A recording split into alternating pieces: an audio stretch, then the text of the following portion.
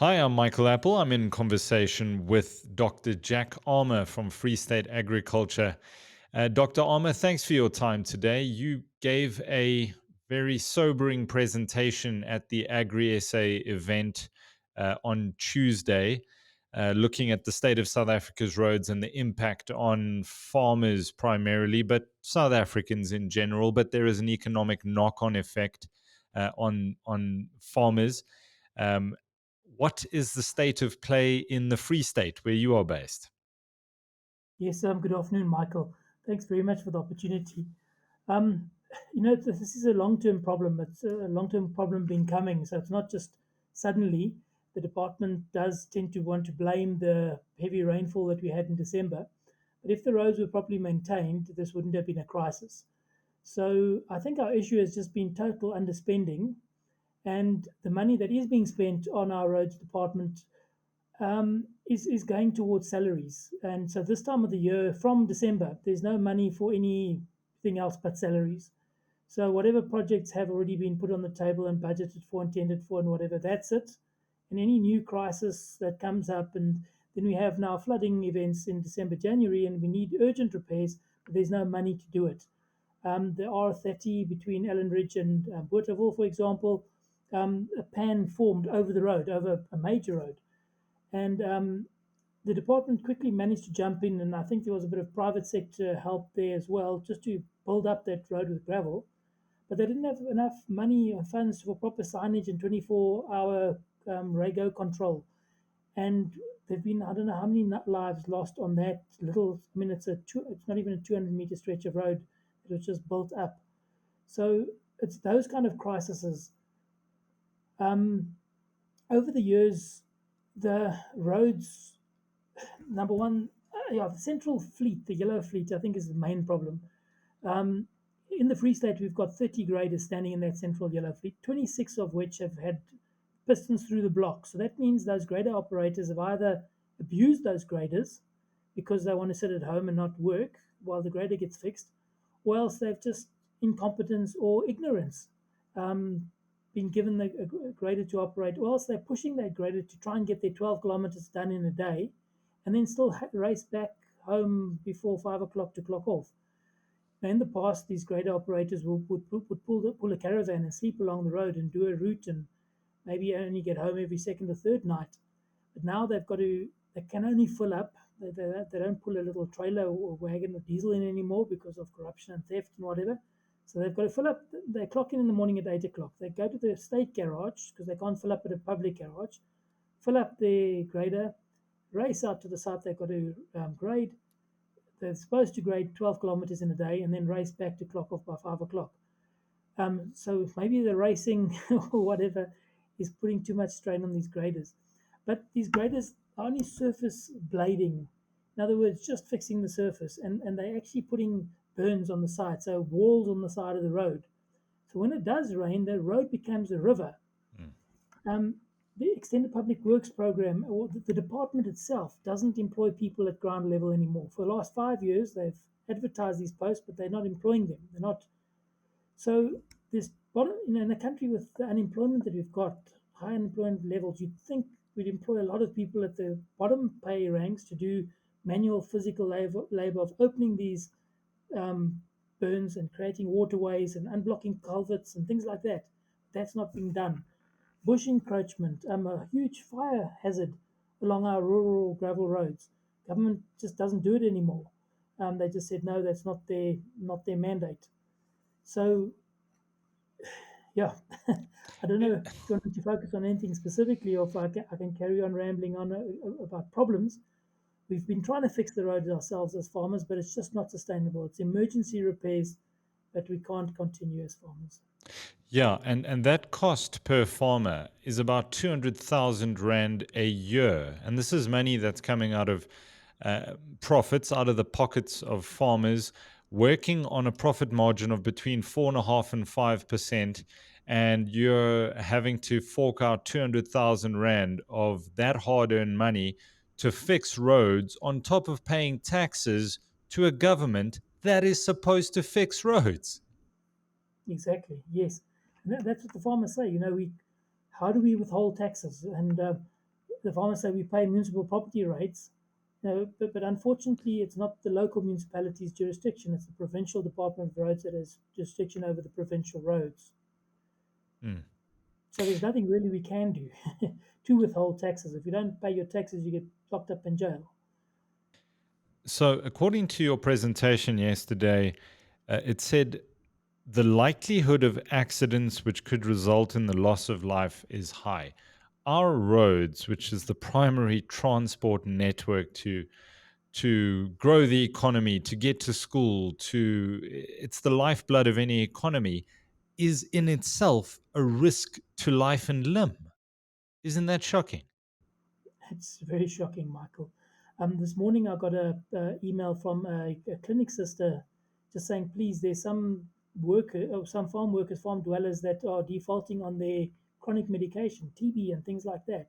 Can't we as organized agriculture possibly come up with a plan and try and help get that medication to them? She hasn't mentioned the reason, but I assume the reason is the rains and the bad roads. So you've got people trapped in rural areas that just don't get access to basic medicine. Mm. So that's how dire the situation is.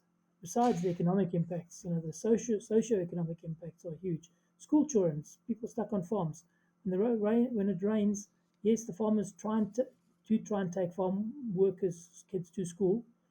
Um, yeah, In the Inevitably, the question came up in the press conference yesterday because journalists like headlines with numbers in them.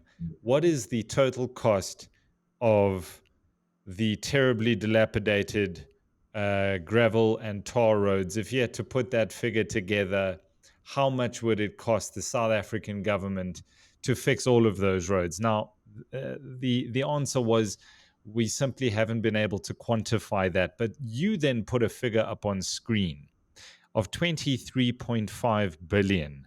Talk me through that number. so proper consulting engineers, they approached us and they said, listen, they're not getting any work from government anymore because of the procurement policies and all things like that. And also, government has got their own district engineers that oversees projects. So as soon as government's employing their own people, which could likely be political appointees, overseeing big projects, who are not accountable, who they're still going to get their pay at the end of the month. That's when money can disappear, and that's when some of those bad road projects that are placed. Some of those pictures at one road where clearly the bonding preparation wasn't done between the gravel base layer and the tar, just It peeling it back. looked like if you took a fizzer and left a fizzer in the sun, and it Yes. goes that sort of floppy that you can just peel the Mhm. tar off the road. Yes. That's what it looked like. But so proper consulting engineers, they used to hold the purse strings of these projects. They get appointed by government to say, okay, you hold the purse strings and you make sure that every single specification on this project is done according to spec. And you don't pay those people until the work is done. And when the work is done and signed off, then you get your cut or whatever. So that's how the proper engineering approach should be working. But that's not being done. Our premier is always, excuse me, sorry, let me just switch it off. I forgot to mute my phone. I'm sorry about that. So the proper engineering approach wasn't followed. Our premier is always very um, excited about how many jobs she created through EPWP projects and through the contractor development program. Now, in our personal opinion, we've seen contractor development people working on the roads. They don't comply to the occupation health and road safety regulations in giving their workers uniforms and boots and all that kind of stuff that the department forced us to do if we wanted to work on roads ourselves as farmers without any payment. But they still try to enforce regulations on us that they weren't imposing on their own contractors. Um, Yes, regarding the figures, there's a group of farmers in Harrismith that have spent over 5 million rand just fixing their road themselves. And that's a group of, say, 5 farmers. So it's 5 million each in the last 2 years. It's high value producers producing apples, berries, products that need to get to airports that are perishable, that can't be damaged. So, yes, they're producing a high value crop. Maybe they can, to an extent, afford it, but they're still paying a tax. Those high value crops are still earning foreign income for South Africa.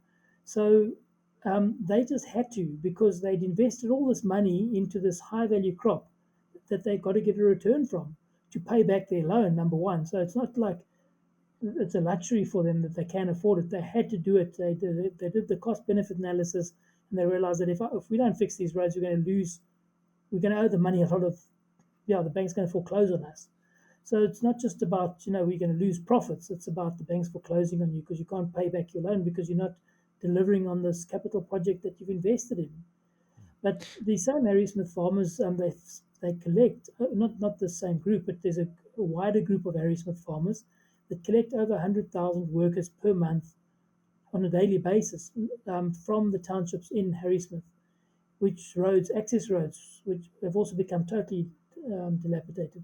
They just hold out the money and sent a private company in to go and fix up those access routes. The Taxi Association obviously was very, very glad, but it was actually on the request of the Taxi Association who was approached by the traditional council to fix those roads. So, yeah, the bigger figure, the 23 million, that was proper consulting engineers that worked it out. Sorry, not 23 million, 23 billion. Yeah, Um, 23.5 billion. And that's just that's for right. Free State, just to clarify. That's just for the Free State. Yeah, that is tar and gravel roads. Um, yeah, so there is a business plan that has been drawn up to do that, and I doubt if they could really do it over 5 years because I don't think there's enough qualified contractors that can go in and do it in 5 years. But if one managed to find enough people to do the work, the budget was for a 5 year period. Yeah. So currently, government I think only gets about 1.3 billion a year, and so we need at least 5 billion, yeah, 3 to 5, 3.4, whatever billion per year to. 4.7 billion So for the you've got next to 5 4% years. yeah, that's it. Yeah. Is this just a lack of political will because politicians get nice new cars and they drive SUVs and the state pays for their tires and their maintenance when the farmers have to fork this out themselves?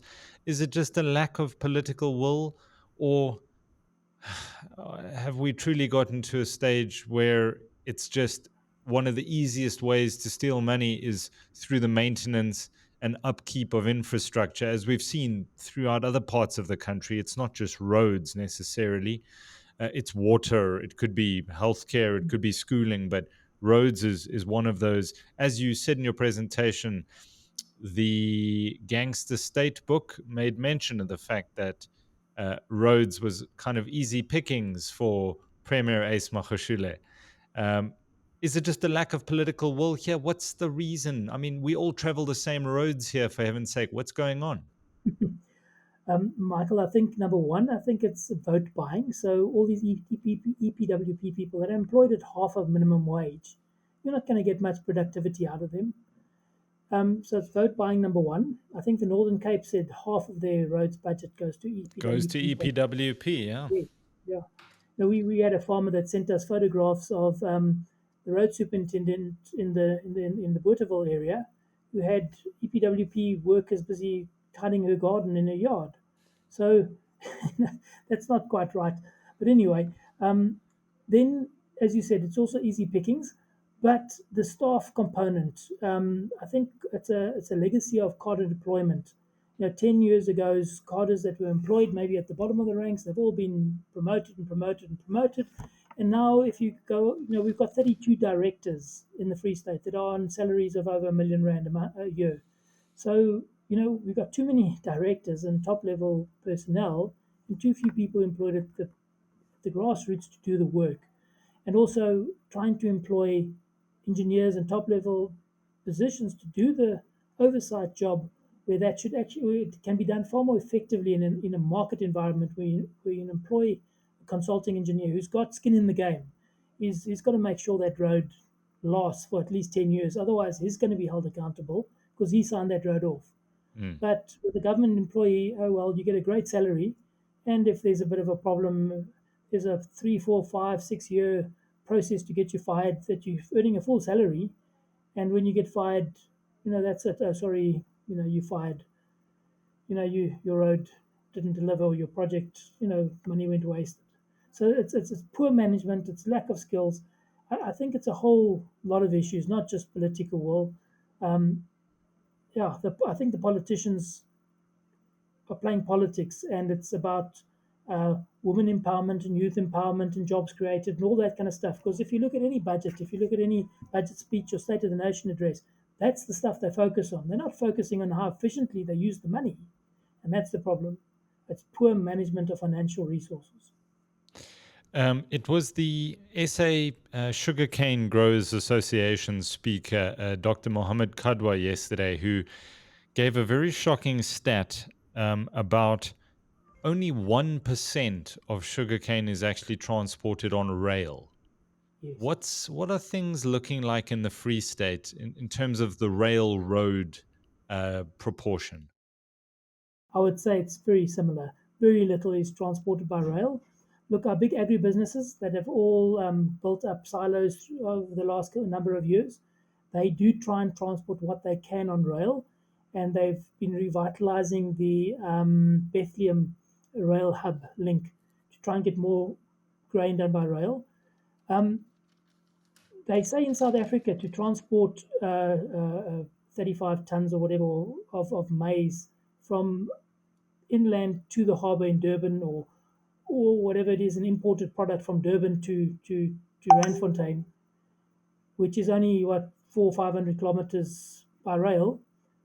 It's cheaper in America to transport it from Boston on the west coast to, oh, sorry, not the east coast to California and the east coast. I can't remember exactly the two towns, but right across America, because America does it by rail. Rail is definitely much cheaper for bulk commodities. And on that point, the whole manganese truck issue, going all the big mines in Hotazel, Sishen and stuff, generating huge foreign income. But that bulk manganese is transported to what used to be the biggest shed structure in South Africa. It was the Transnet, or the container terminal in Bloemfontein. And this manganese is dumped there. There's a big wall of containers built that you can't see it from the road, and then I don't know what happens to that manganese. Is it put into containers and then shipped further to, I don't know. So there's a mystery that needs to be investigated. But the fact is, all this manganese is traversing the Free State to our ports, and these trucks are decimating our roads. And when some of the smaller bypass roads, which might be shortcuts, get totally potholed and destroyed, then other roads get used. These manganese trucks are even using some of our gravel roads now. They just follow the shortest GPS terminal route, or else they've got family members or friends or whatever in a small town, and they overnight there, or they stop there, or they visit or give a lift, or whatever the reason is. I don't know, but there are heavy trucks, and I'm talking about hundreds per day, traversing some of our roads that were never built for such heavy trucks. Apparently, in the day of rail, when rail was really operating well and working well, truck drivers needed to get a permit from the railroads to transport the goods that were transported by rail from the railway station to the final delivery address. And those trucks weren't allowed on the roads without that permit. And that was to limit the amount of trucks riding our roads. But those same roads, they haven't been redesigned or rebuilt, are now taking heavy loads daily. So that's a huge issue. I think I mentioned in my presentation about there's a special budget in Mpumalanga province for roads that are being destroyed because of coal being transported by the roads. And they also, conveyor belts, which are far more efficient, get sabotaged so that the road transport system so that people can transport by roads. Our premier in her budget vote, I think, said that she's empowering 5 youth with new trucks that they can enter the transport sector. You know, so yeah, it's job creation, but it's also it's favors for political friends. Mm, I'm speculating now, I could be totally wrong, but how does a youth qualify to get a truck for free that he can enter the transport economy? Um, mm. it's yeah. So leave me with something positive. Is there going to be interactions with the presidency soon? I heard that was the plan. It was going to go to some infrastructure planning commission or Michael, you division hanging there? I don't know within. if it's my side. Sorry, Michael, you hung there. Can you start again? Is there going to be interactions with the presidency? Is there going to be interactions with the presidency? I saw that these sort of issues have been raised a decade ago in 2011. Here we are in 2022, more than a decade later. Mm. Um, are you a pessimist, a realist, or a cynic, or an optimist in this case about what can be done? Michael, our country needs jobs desperately. So, with the right political leadership, um, in the Great Depression, my grandfather worked on the roads um, just to earn bread to take home to his family. So, when there isn't money, then you work hard. I think South Africans have been spoiled to an extent with free basic education. I mean, look at the students at the university across the road from my office. They're striking at the moment because their stipends aren't paying enough for their books and their meal allowance and their all that kind of stuff. Now, I was a student and I did part-time jobs just to, I ate peanut butter sandwiches and some end of the month all I'd have left is rice. I didn't go and toy because I didn't get a food allowance.